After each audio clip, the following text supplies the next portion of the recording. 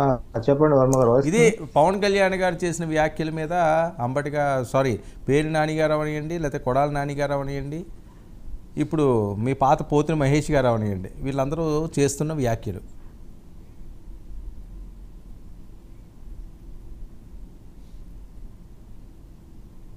వినిపిస్తుందా? యా, నా వాయిస్ వస్తుందా? వస్తుంది. నా వాయిస్ వస్తుంది. యా, మాట్లాడండి, మాట్లాడండి. ముందుగా ముందుగా ప్యానల్ సభ్యులకి అలాగే 99 వీక్షకులందరికీ good evening. Before going to subject, ఆయన సారు వైసీపీ సారు మాట్లాడినట్టు దానికి కొన్ని సమాధానాలు చెప్తే నేను ఇంకా సబ్జెక్ట్లోకి వెళ్తాను. ఇప్పుడు సిబిఐ ఎంక్వైరీ వేయాలని అన్నారు. ఇప్పుడు మీరు మాట్లాడిన పాయింట్లలో దానికి అడ్రస్ చేస్తాను, తర్వాత మిగతా విషయాలు చెప్తాను. సిబిఐ దగ్గర దాదాపు అన్ని రాష్ట్రాలు చాలా వరకు రిక్వెస్ట్ వెళ్తాయి. ఈవెన్ సిగ్వాలి ప్రీతి విషయం కూడా మా అధినేత ఎత్తినప్పుడు గత రాష్ట్ర ప్రభుత్వం సిబిఐకి ఇచ్చింది. బట్ సిబిఐ వాళ్ళ దగ్గర దాదాపుగా 500 నుంచి 600 కేసులు సబ్జెక్ట్ టు కరెక్షన్, నియర్లీ 800 అని కూడా విన్నాను. అన్ని రాష్ట్రాలు సంబంధించిన రిక్వెస్ట్ పెడుతూ ఉంటారు వాళ్ళ దగ్గరికి. But only high court or supreme court చెబితేనే ఒక డెడ్ లైన్ పెట్టుకొని ఆ సిబిఐ ఎంక్వైరీ అనేది విదిన్ టైం ఫ్రేమ్ ప్రకారము ఇమీడియట్ గా తీసుకుంటది. ఏ సిబిఐ ఎంక్వైరీ అయినా రాష్ట్ర ప్రభుత్వం కానీ కేంద్ర ప్రభుత్వం కానీ ఆదేశించినప్పటికీ వాళ్ళు ఒక సీరియల్ ప్రకారము ఆ ఆర్డర్ ఆఫ్ ప్రయారిటీలో తీసుకొని ఆ కేసుని ఇన్వెస్టిగేషన్ జరుగుతుంది. బికాస్ ఆఫ్ వాళ్ళకున్న లిమిటేషన్స్, అంటే వాళ్ళకున్న పోలీసుల యొక్క సిబిఐ ఆఫీసర్స్ కున్న లిమిటేషన్స్, అంటే పోలీస్ పర్సనల్ తక్కువ ఉన్నారు కాబట్టి అన్ని కేసులు వాళ్ళు త్వరితగతిన చేయలేకపోతున్నారు. Point number 1. రెండోది ఏంటంటే ఒక్క కోర్టులో ఆదేశించినప్పుడు మాత్రమే వాటిని సివియర్ గా తీసుకొని టైం ఫ్రేమ్ పెట్టుకొని మరి ముందుకెళ్తే ఇమీడియట్ గా టేకప్ చేసి, మాకు ఇప్పుడు కలకత్తా కేసు సుప్రీంకోర్టు తీసుకొని ఇమీడియట్ గా సిబిఐ ఎంక్వైరీ చేసి వారం లోపల నాకు ఏం జరిగిందో చెప్పాలని అన్నాను. సో అలాంటివి ఇమీడియట్ గా మిగతా కేసులన్నీ పక్కన పెట్టేసి అవి తీసుకుంటారు. అలా ఉంటుంది సిబిఐ ఎంక్వైరీ. మేము అందుకే ప్రాథమికంగా సిట్టు వేశారు. ఇప్పుడు మీరు సిట్టు గురించి చాలా చులకనగా మాట్లాడారు. మరి మీ గత ప్రభుత్వంలో కూడా సిట్టు కూడా అదే పోలీసులు. మేము మీలా పోలీసులను కించపరచాం. మాకు ఏ రాష్ట్ర ప్రభుత్వంలో ఉన్నా పోలీసుల మీద నమ్మకం ఉంటుంది.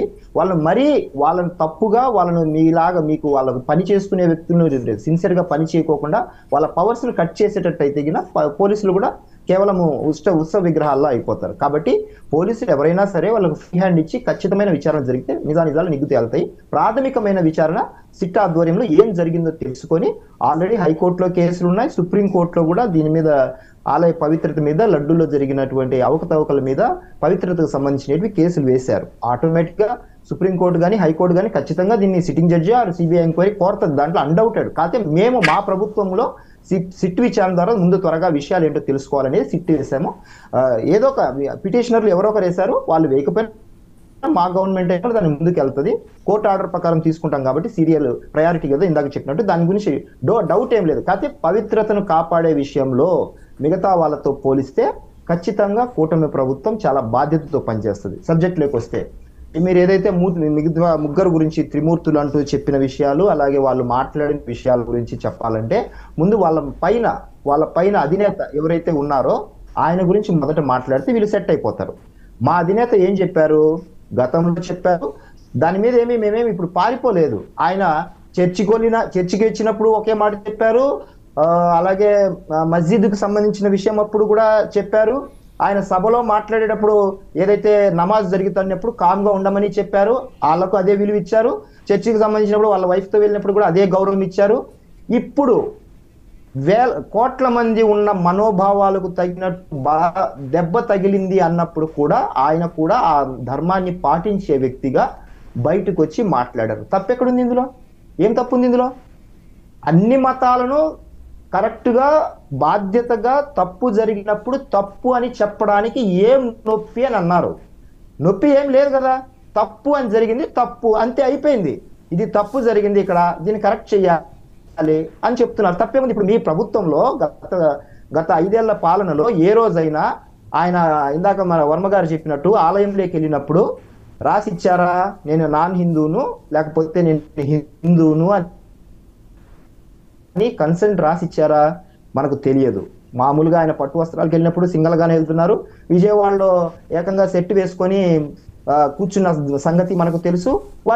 వారి కుటుంబం అంతా క్రిస్టియానిటీకి సంబంధించినది అందరికీ తెలుసు. అలా మనమేమి కించపరచట్లేదు ఆయన్ని. ఆయన ప్రభుత్వ పరంగా పెద్దగా ఉన్నప్పుడు అన్ని క్రమబద్ధీకరణ లేకపోతే అన్ని వాల్యూస్ ఉన్నాయా లేదా అని పాటించి చూసుకోవాల్సిన బాధ్యత ఉంటుంది. ఎలా పడితే అలాగా ఆలయ ప్రతిష్టను దెబ్బతీయకూడదు. ఒకవేళ దెబ్బతీసే క్రమంలో జరిగి ఉంటే నిజాలు నిగ్గు తేల్చాల్సిన బాధ్యత ఆయన మీద ఉంటుంది. అది ఆయన హుందాగా ఒప్పుకొని ముందుకెళ్ళింటే సరిపోయేది. ఈ రోజు ఆయన కాలినడక మీద తిరుమలకు వస్తున్నా, లేకపోతే ఆయన శ్రేణులను అంది శనివారం రోజు ఆలయ ప్రక్షాళనలోకి వెళ్ళమని చెప్పినా, ఇదంతా ఖచ్చితంగా ఇప్పుడు ఆయన మారిన మనిషిగా చెప్పొచ్చు మేము. ఈ ఘటనలతో ఆయన కొంచెమన్నా మారాడేమో, లేకపోతే ఈ ఇష్యూతో తను ఎక్కడ తన మీద తప్పు ప్రజలు అనుకుంటారేమో అనే కోణంలో ఇప్పుడు మెట్ల మీద నడిచి వస్తానన్నాడు. ఏ రోజు ఆయన మెట్లు నడిచి పోలే. ఈ రోజు మెట్ల మీద నడిచి వస్తానంటే పాప పరిహారం కోసం ఏమైనా వస్తున్నారా, లేకపోతే వెనకబడిపోతాడో, లేకపోతే దోషిగా పాదయాత్ర అయ్యాక మెట్ల మీద నుంచి అనుకుంటానండి. కృష్ణాంజలి గారు పాదయాత్ర తర్వాత మెట్ల మీద వెళ్ళినట్టున్నారు కదా ఆయన. పాదయాత్ర కంటే ముందు కూడా ఒకసారి వెళ్ళారండి. రైట్, ఓకే ఓకే, క్లారిటీ వస్తుంది, మీరు మాట్లాడండి వివేక్. సో ఆయన ఒకవేళ ఇదాకా చేసినా కూడా ఇప్పుడు ఈ సబ్జెక్ట్ మీద పెద్ద ఎత్తున దేశవ్యాప్తంగా చర్చ జరుగుతుంది కాబట్టి ఆయన అది పాప పరిహారార్థం వెళ్తున్నారని అనుకోవాలి. నెక్స్ట్ ఈ ముఖ్యమైన పాయింట్ ఏంటంటే, ఒకటి ఏఆర్ ఫుడ్స్ మీద అలాగే ఆల్ఫా మీద ఆరోపణలు వచ్చేది ఒకసారి చూద్దాం. బాటంలో చూడండి, ఈ కంపెనీ ప్రొఫైల్లో వాళ్ళు ఏం రాశారంటే నేను చదువుతాను. వాళ్ళ యాక్టివిటీస్ ఆ కంపెనీ ప్రొఫైల్లో రాసుకున్నది. వాళ్ళు production, processing and preservation of meat, fish, fruit, vegetables, oils and fats. So వాళ్ళ కంపెనీ ప్రొఫైల్లోనే వాళ్ళు రాసి పెట్టుకున్నది. మనం ఏమాత్రం అంటే వీళ్ళు గత ప్రభుత్వంలో ఇచ్చిన టెండర్ ప్రక్రియలో ఏమాత్రము చూసుకోకుండా వాళ్ళు ఏమేమి యాక్టివిటీస్ చేస్తారు, ఏం చేస్తారని చూడకోకుండా వాళ్ళు చేసిన తప్పు అంటున్నాం. సో ఆ తప్పును కరెక్ట్ చేయడానికి మేము మా హయాంలో తీశారు. నెల రోజులు ఏమైంది, ఇది దానికి సంబంధించి కూడా దానికి సంబంధించి కొన్ని 2-3 విషయాలు గుర్తు చేస్తాను. అంటే ఎప్పుడు జరిగింది, ఏం జరిగింది అని అడిగారు చాలా మంది, ఎందుకు డిలే చేశారని. ఇది ఎప్పుడు జరిగిందంటే ఈ ఏడాది మార్చి 13వ తేదీన టెండర్లు పిలిచారు. 13న పిలిస్తే మే 8వ తారీఖున టెండర్లు ఖరారు చేశారు. అది ఎప్పుడు ఎలక్షన్ టైంలో ఖరారు అయ్యాయి. సో అదే నెల 15వ తారీఖున ఏఆర్ ఫుడ్స్కి ప్రైవేట్ లిమిటెడ్కు ఆర్డర్ ఇచ్చారు. అయితే ఆ నెయ్యి సరఫరా చేస్తూ ఉండగా కొంచెం అంటే అనుమానం వచ్చింది. భక్తుల ఫిర్యాదు మేరకు దాన్ని నాణ్యతపై దృష్టి పెట్టాలని అప్పుడు ఎవరైతే ఈవోగా వచ్చారో వారు వెంటనే దాని మీద అనుమానాలు వస్తున్నాయని తెలియగానే ఏ రోజైతే జూలై 6వ తారీఖున 2 ట్యాంకర్లు, 12వ తారీఖు ఇవన్నీ మనం రెగ్యులర్ గా మాట్లాడుతున్నాం వెళ్ళండి, మళ్ళీ దాని వల్ల ఎందుకు కొత్త అంటే లేదే చెప్తున్నాను. సో ఈ డిలే కాదు, ఇది మా హయాంలో జరిగిందని కాదు, టెండర్ల ప్రక్రియ జరిగిండేది ఎన్నికల సమయం అంటున్నాను. సో ఓకే, త్వరగా నిగ్గు తేల్చండి. మీరు సిట్టేసినా ఏవేసినా ముందు త్వరగా తేల్చాల్సిన బాధ్యత మీ మీద ఉంది. భక్తులు ఈ రోజు త్రిమూర్తులుగా మాట్లాడుతున్న వ్యక్తులు గతంలో వీళ్ళు మాట్లాడిన మాటలు మర్చిపోయామా? అందులో గడ్డమాయన ఉన్నాడు, నీ అమ్మ మొక్కుడు మంత్రి. ఏం మాట్లాడేవాడు? ఆంజనేయుడు విగ్రహం పోతే అది ఒక బొమ్మ, తలకాయ పోయింది, ఇంకోటి పెడతాము, ఏమైంది? మర్చిపోతాం మా మాటలన్నీ. అప్పుడు నొప్పి పడలేదా? ఎవరన్నా ఏమన్నా మాట్లాడామా? ఎందుకు మాట్లాడలేదు? వీళ్ళు అణిచివేతే ధోరణి.